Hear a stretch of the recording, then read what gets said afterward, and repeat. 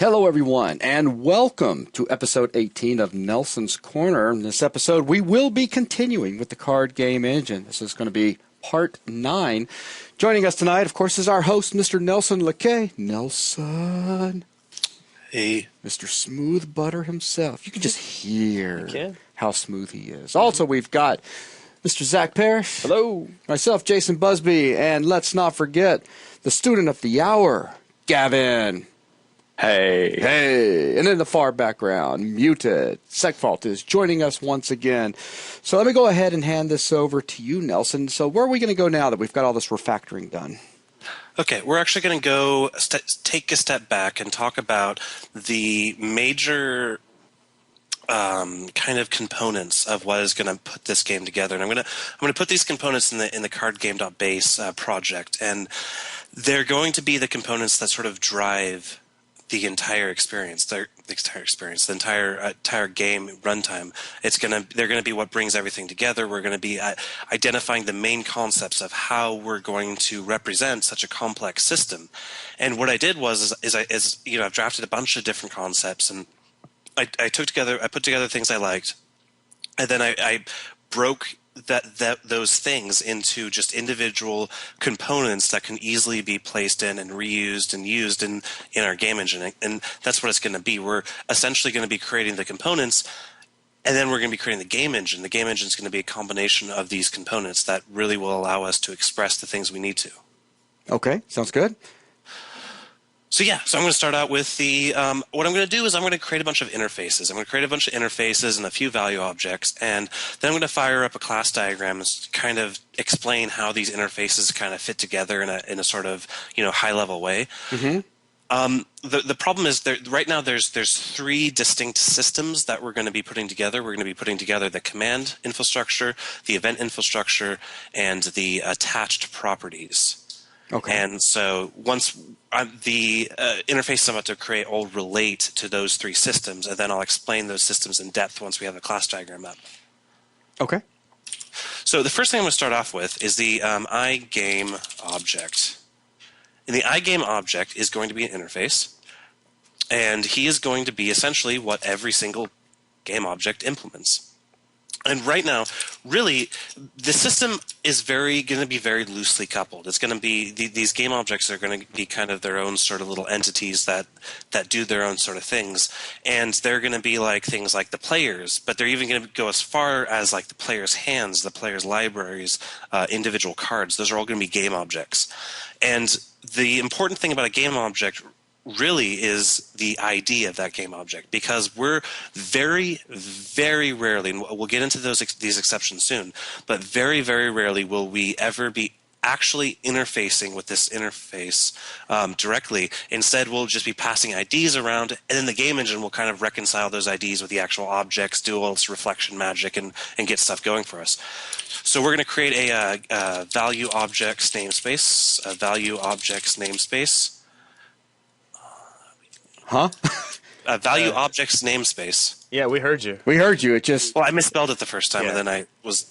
when you type a word it was a perfect replication of the rewinding Thank thing. you. It really was. I mean, his inflection, everything was perfect. It sounded like you rewound. Continue. It was just kind of creepy. Okay, so we're going to call this game object ID, and guess what game object ID is going to do?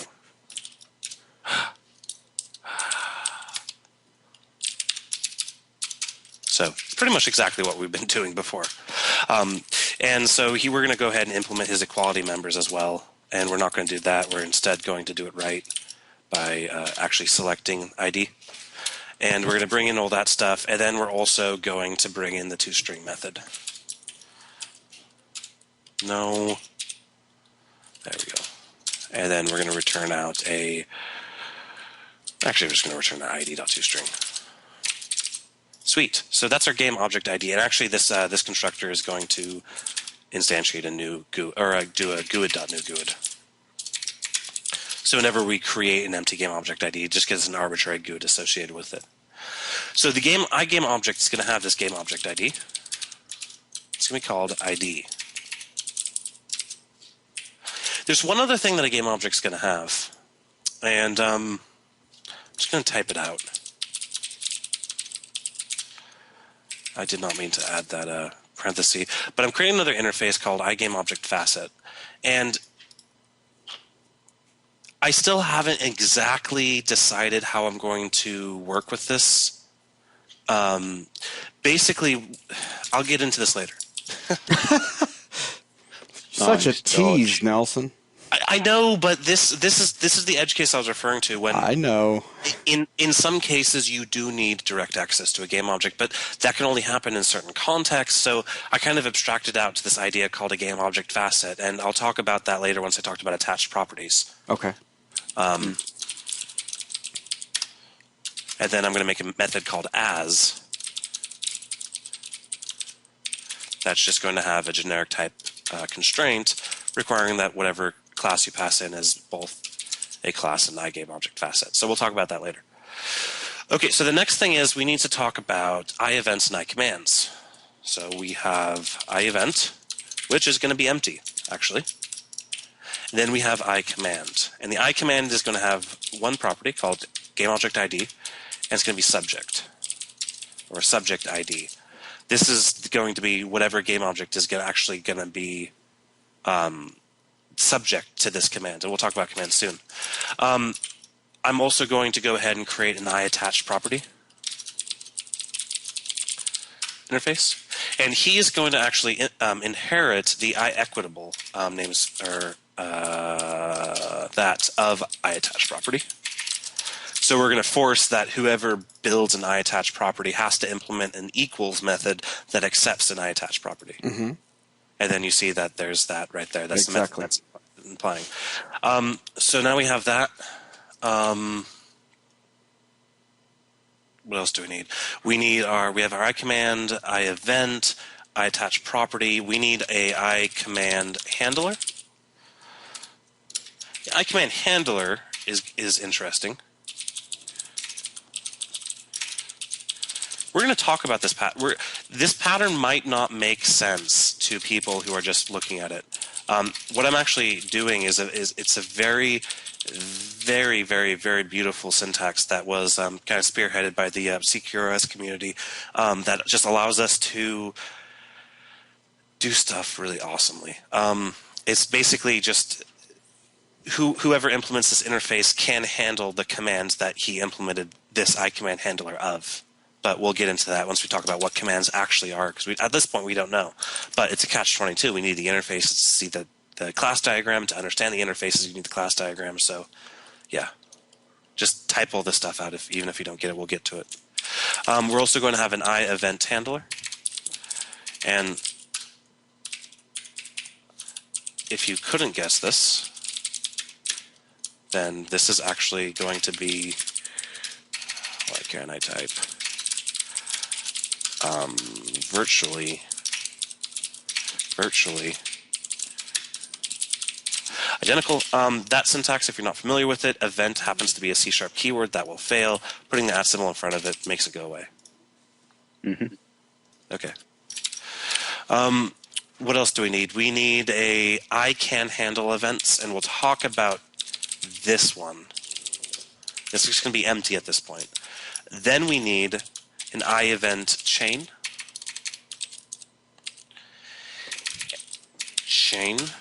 And this has to do with how we're going to be dealing with events, which we don't even know what events are, so ignore me. Mm-hmm. We're going to have the iEvent publisher.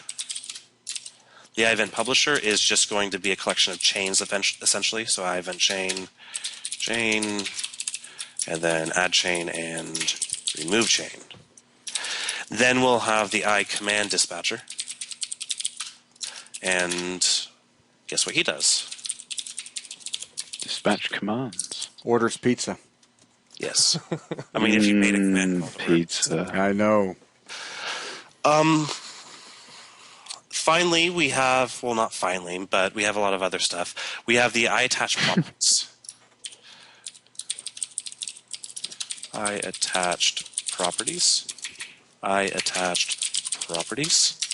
And iAttached properties is a bit of a, yeah, I'll just show it to you. We have one method called tProperty get of type tProperty. that takes in a game object ID.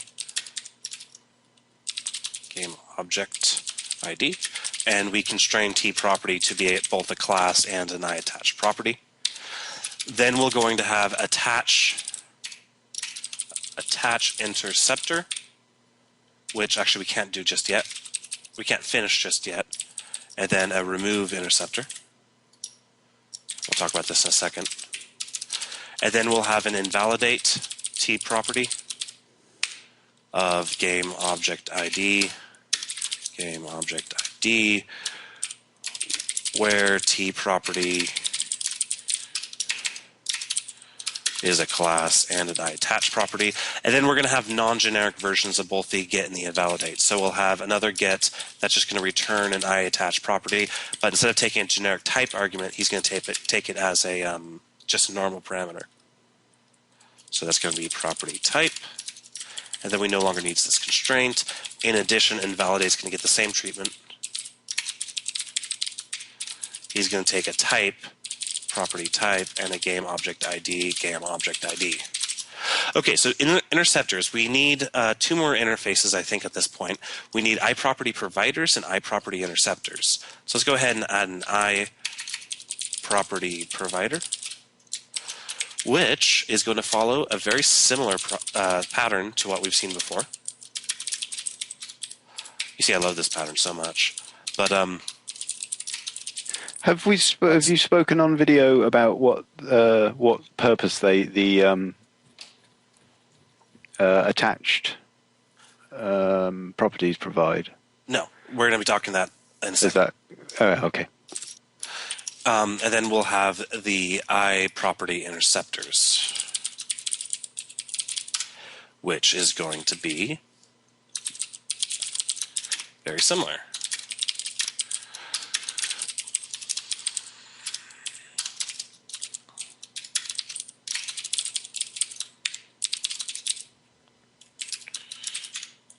He's going to take in a game object ID. He's going to take a T property of last response. And now finally, we can go ahead and finish our IAttach properties. And actually, I was lying. We're going to say game object ID, and then we're going to say game object ID as the interceptor ID. So we didn't actually need to implement those interfaces, but yeah. So attaching the interceptor and removing the interceptor is giving the game object ID we're attaching to and the intercepting ID that we're attaching.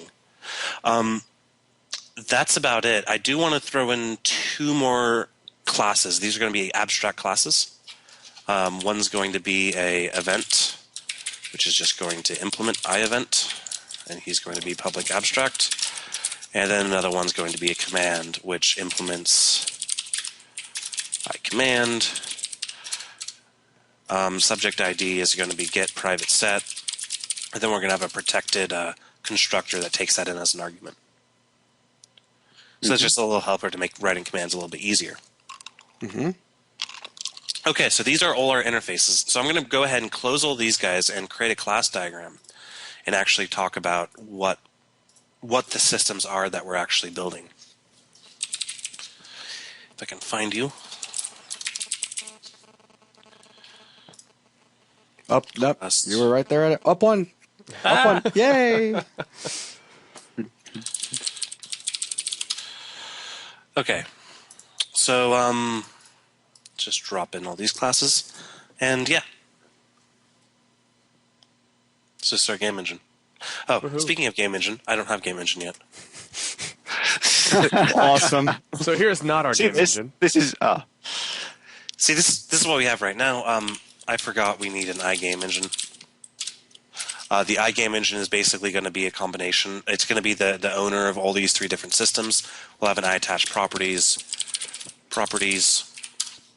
iCommand dispatcher, commands, iEvent publisher, events, and then a game object ID, create game object, type game object type. We'll talk about that one later. I'm not getting into that at the moment. Game object ID, create game object. So just a heads up, we are getting back to these two definitions a little bit later, but they make perfect sense at the moment.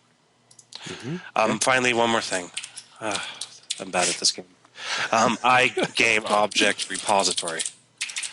I forgot about that because the reason in my earlier designs, the game engine was the game object repository, and only recently I decided to separate the two, which makes a lot more sense.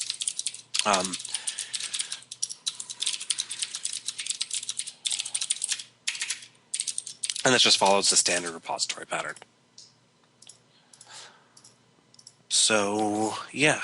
Now we bring in our game engine and our game engine repository. And then let's go ahead and lay out our diagram. And so, yes. So here is our game engine, essentially. These guys we can ignore because they're just helper abstract classes. The concept of them having this interface is what's important. They're just there to save us some typing. So they go away.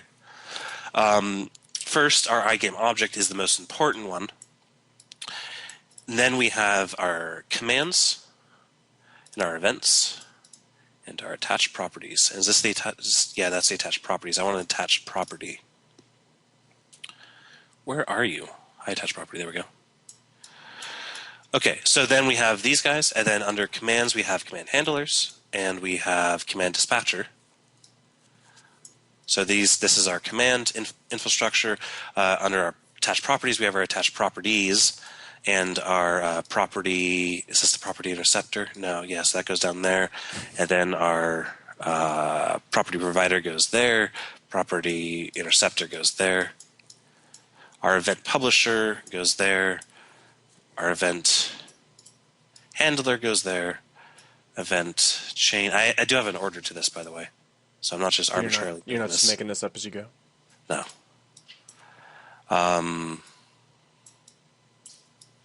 That goes there. iGame object repository can just go there. iGame object facet can just go there. And iRead-only dictionary can go away. And where's our iGame engine? Our iGame engine comes over here. Okay.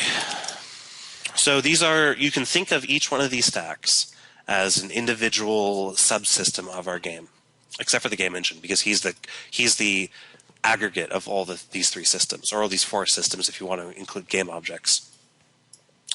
So if we look at game objects, that's the first column. We have our game object, which just has an ID and an as, our game object repository, which just gets game objects by ID, and our game object facet that does nothing. Remember, game objects are what, every single object in the game will be. Basically, you can think about it like this. By being a game object, you gain immediate access to these three systems, because these three systems require that the things that we do to the things that we use in these systems have to be game objects.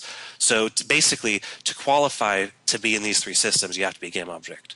And you have to be instantiated by a game engine that has the ability to reconcile your existence with these three systems. So you can think about the game object as getting you in the door. The game engine is kind of what manages the relationships between everybody. So next up is our commands and our events and our attached properties. I'll actually just... that doesn't need to be expanded. Why did I go there? That doesn't need to be expanded either. So every single object in the game, every single game object can respond to commands, can handle events, and can expose properties. Attached properties is what I call them, because they're not like traditional properties, although you can kind of think of them like that. A command, whenever you submit a command to a game object, you're essentially telling it to do something, which is the definition of a command. But you can think of a command like if a game object has a void method that takes parameters, that's a command. So for example, I might have a command called draw initial hand, and that gets sent to the player that corresponds to his subject ID. Or I might have a command to a card saying change location. That command will just be a class, and he'll have a property called new location. That card will then get that command and then do whatever he needs to do. Does that make sense? Yep. So that's how we tell things to do things within the system. That's the standard interface for interacting, or for being, for telling people to do stuff. The events are how both the inside and outside of the system works with state change.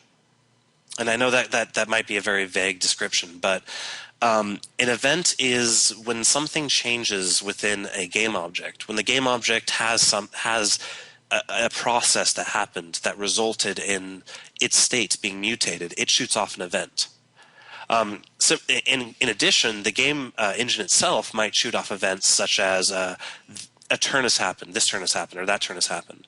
A player drawing a card, his library the player will shoot off an event that he drew a card. The library will shoot off an event that one of the cards of the library just got removed. The hand will shoot off an event that one card got put in the hand. And this event is probably the second most important system in the entire game engine, because this is how we're going to very easily send everything over a network. For example, this is also how we're going to handle really complex relationships between different things affecting different things. And really, when I say things, I mean literally anything. Like, you could have an event that responds to a player losing life, and that makes it so you gain that much life, such as the Sanguine Bond card that we inevitably will have to be implementing.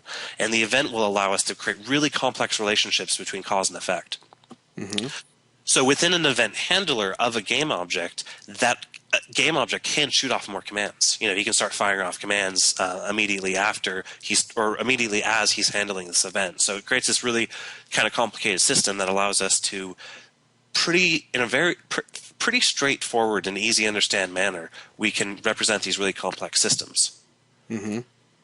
Okay, does anybody have a problem with that so far? No, but Gavin, how are you feeling?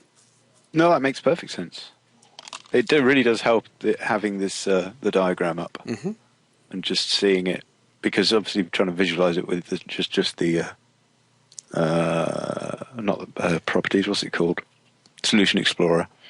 Right. You don't get any of this sort of spatial information. Yeah. Okay, and then these guys. This is probably the most complex part of the game engine, the attached property system. But it grew out of a necessity of a few different things that we need to model with Magic the Gathering in particular, or really any card game. And that what?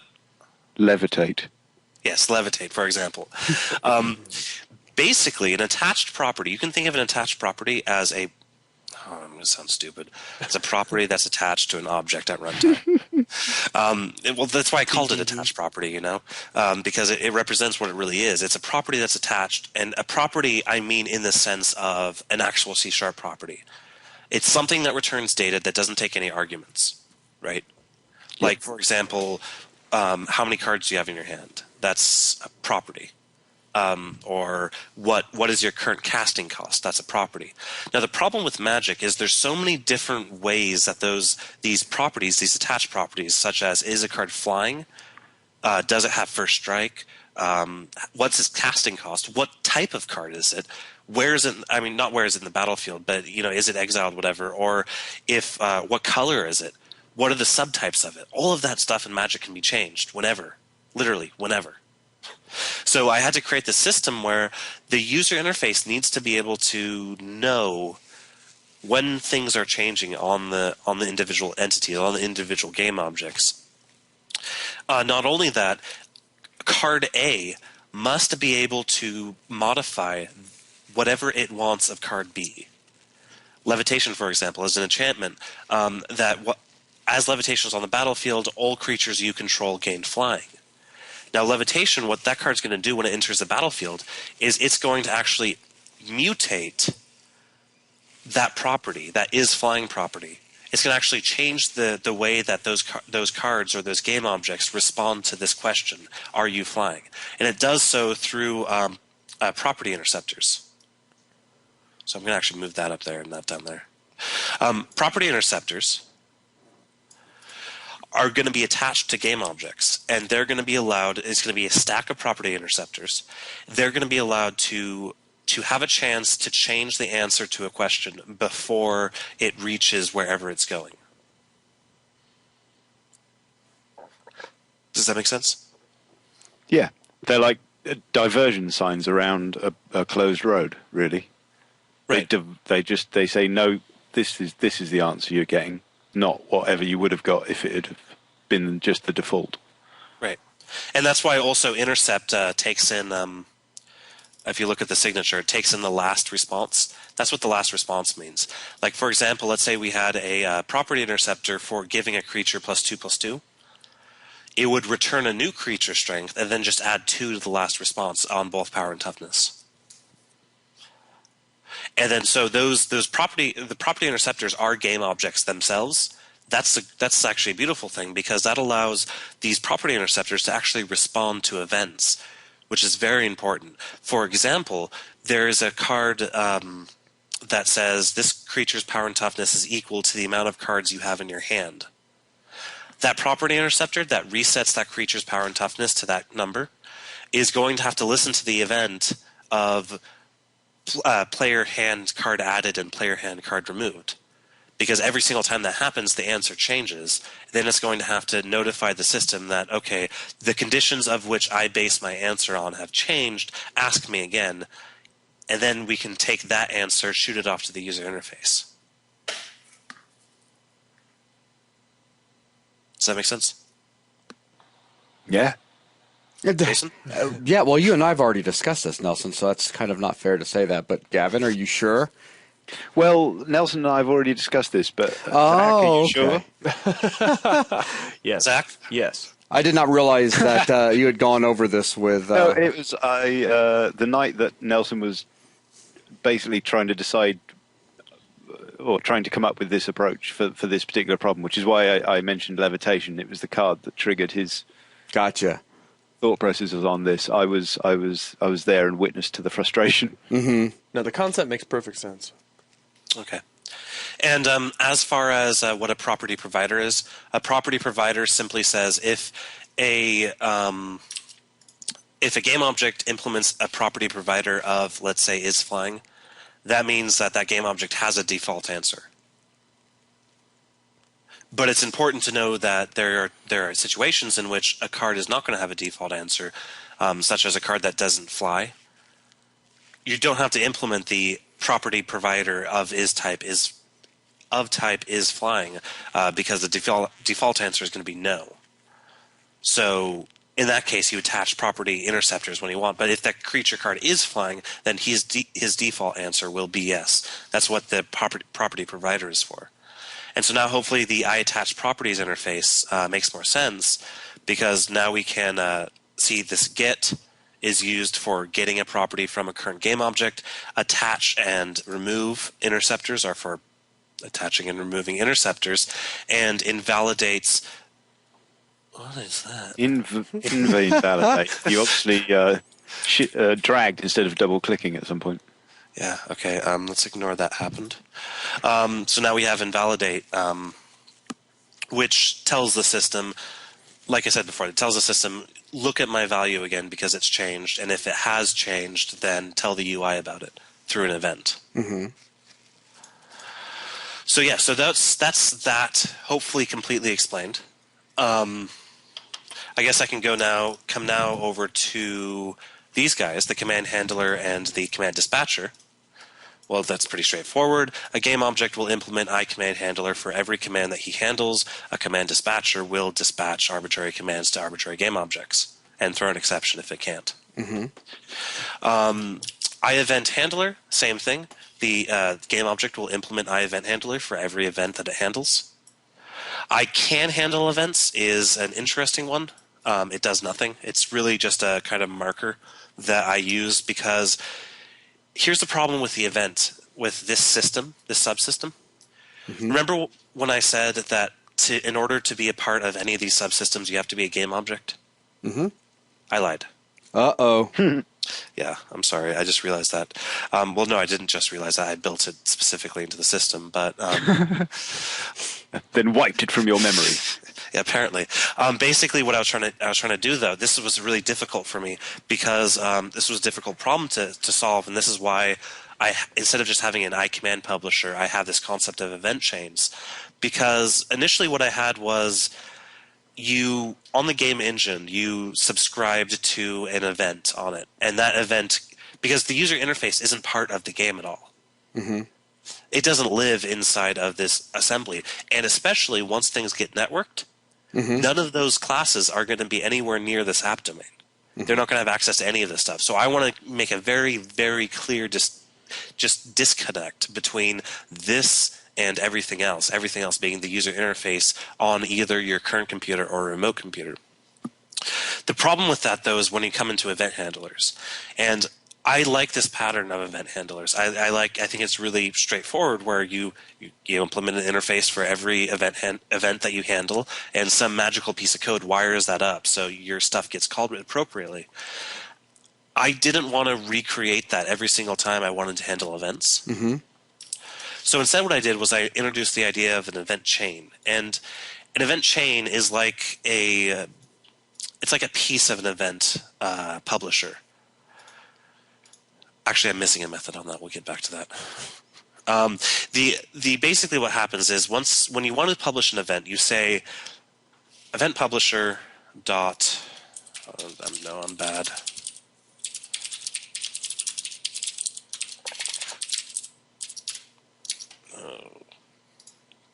Okay, so when you want to publish an event, you say event publisher dot Wait, publish. what did you just do? He I added added another method. I added a publish method to the iEvent publisher. Ah, okay, thank you. So when you want to publish an event, you send this to the publisher, and he's going to publish it to all the chains that are registered for him. And the idea is that this event publisher interface is going to be accessible or it's not going to be directly accessible from elsewhere, but there will be a way for you to attach a chain through this system back into the game engine.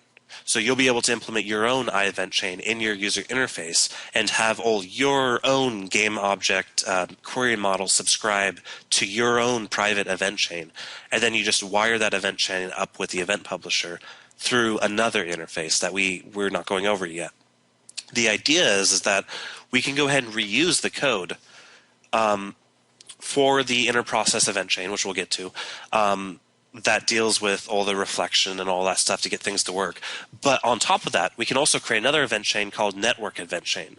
And we just add that to the game engine just like normal. And instead of doing anything special, all it does is shoots those events over the wire. On the other end, we'll have another event publisher. On the other end of the network, we'll have another event publisher and event chain who will respond to those events and then invoke the event chains publish on that, kind of short-circuiting the whole thing. So basically, instead of the event chain being plugged into a game engine, the event chain is going to be plugged into some network code. Okay. Mm-hmm. So that's all good? Mm-hmm. Yeah. And that's why I have this I can handle events interface. It's kind of really not needed technically, sort of, kind of. But I really like being explicit with code. And I really like making sure that your intentions are good and that you're not trying to do something pants on head retarded. So if you want to handle events, you are going to implement this I can handle events interface. If you want to do commands, events, or attach properties, you're going to have to implement this iGameObject interface.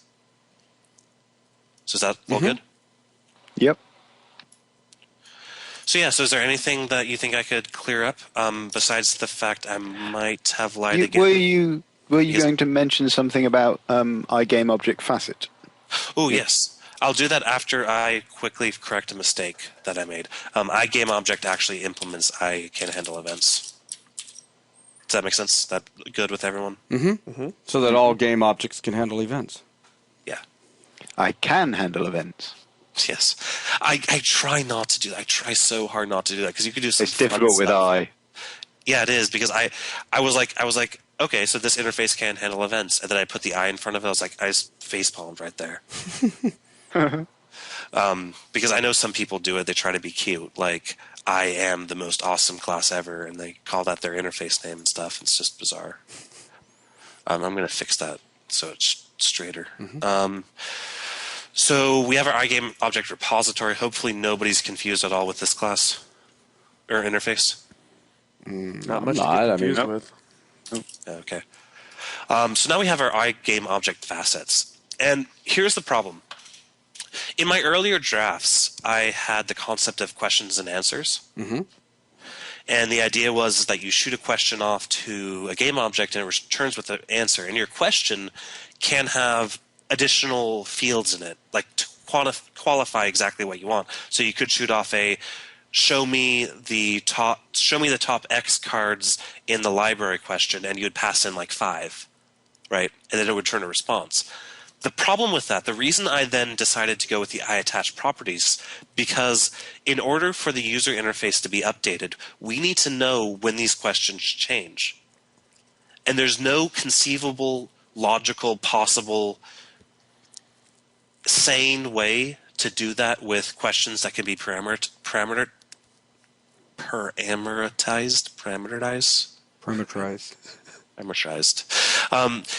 With that thing, there's no way we can do that with questions that have parameters, because there's no way to say, okay, so a question just came in for 5 cards. Let's cache that for this parameter, but then what if the user interface needs to know about, if it has 6 cards or 7 cards? So then we have an instance where every single time something's invalidated, we have to enumerate all the possibilities of all these. Yeah, it'd just be no. I did not do that. So I split the idea of questions and answers into 2 things. On one hand, we have iAttach properties, which is what's going to be not accessible but viewable from the external world. And then I have iGame object facets, which are going to be only accessible from the inside world. And think of them, remember how when we started doing the modeling on the whiteboard, where I had an issue with the query model having to be duplicated for the cards? Basically, this is the solution I came up with. The cards themselves will not have direct access to the classes of the game engine. Instead, they'll have access to interfaces that those classes implement. And again, I could just represent this as interfaces and casting, but instead I wanted to make it more explicit. I wanted to say, okay, so we have this library game object, and this card object has the ID of the library. Or you can say something? No, I didn't hear anything. Oh. So let's say a game object needs to know the top 5 cards of the library. It's going to get the ID of the library it needs to get those cards from. It's going to use the iGame object repository to get an instance of that ID, and then it's going to tell it, give me your library facet. And then your library facet will expose these parameterized, Keep going. these questions with parameters to it in the normal method syntax. And everything in the iGame object facet are not accessible anywhere outside of internally in the game engine or during card runtimes. This isn't accessible from the UI whatsoever. That's why I broke it between this and this. Does that make sense? Kind of, sort of? Yep. It's basically an explicit way to, rather than implicit, it's explicit way, a documented way within this API to do what amounts to nothing more than casting an object to an interface. If you want to break it down to the most basic concepts. But like everything that I do, I like having meaning in how everything's put together and having a organized way of how you do stuff, and to know that this is what you should be doing. So that's why that's why I brought up this iGame object facet sort of idea. Well, and particularly given the number of different cards and options and modifiers and things that are possible in Magic, any opportunity you've got that you can cut down on, user error, right, you need to grab. Basically, I'm saying you can cast this object, but only to these interfaces. These interfaces being interfaces that implement iGame object facet. Mm-hmm. Cool. So it's just a constraint on being able to cast it, and that's this as right here. Mm-hmm. This as is going to amount nothing more than a cast and a sanity check and exception if it's not applicable. But that's how the tough questions. That's how the questions like, show me the top 5 cards in the library are going to be handled. Now, alternatively, CQRS zealots might be wondering, why I don't bring this up. But there is another option. That other option is that, let's say there's a card that needs to know the the first 3 cards on top of the library, right? Mm-hmm. What it could do is it could listen to the event library card added and library card removed and maintain its own list of all the cards in that library based off those events, and then do its calculations based off that. So it would already know. Right, and it would know it by listening to these events.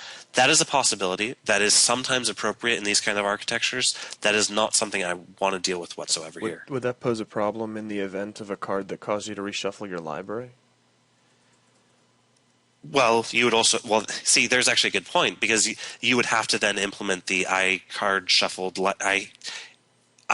library shuffled event or library shuffled event. Sorry, okay.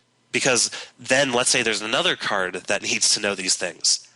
He's also going to have to handle all these events, and if he misses one, like for example shuffling the library, now he's broken. Right. Yeah, and all of that would get messy quick. Right. So. Yeah, so that I decided just to allow casting 2 concrete types, but just put in some rules. And the rule is that it has to implement an iGameObject facet. It has to be explicit. And the other rule that unfortunately I can't enforce with C# is that the methods on those interfaces will never return void. They will take parameters, and they'll have no side effects. Is that good? Mm-hmm. Mm-hmm. Yep. So they're just questions. They're questions. Like they're basically any method that returns something, has no side effects, and takes parameters. Right. That's the criteria of what these methods should be. Mm-hmm. So yeah. So then finally we have the iGame engine, which just combines these things. And basically what happens when you say create game object. The game engine is going to go behind the scenes, create the game object, and then he's going to register the game object with the commands and the events and the properties. Okay. And the repository. Right. Well, that's pretty nice. I mean, that's pretty much it. What we set out to cover here, right? Yeah, pretty much. Yeah. I mean, the next step is we're going to start just knocking down these pillars one by one, and then we're going to be using unit tests in this because the UI is a little bit far off. Not because of even if I had a prototyped UI out like today that was perfect and beautiful, the problem would be that there's multiple layers to cover here. This is deep in the bowels of the system here, and we need to be able to test this code without having an end point that we can mess with. So that we're going to be using unit testing to help us test this code before we actually can run it through spaces in a real game. Okay, fantastic. All right, well, with that, let's go ahead and wrap this video up, and then we can take a look at getting some of those things rolling in the next video. Thanks a lot, everyone.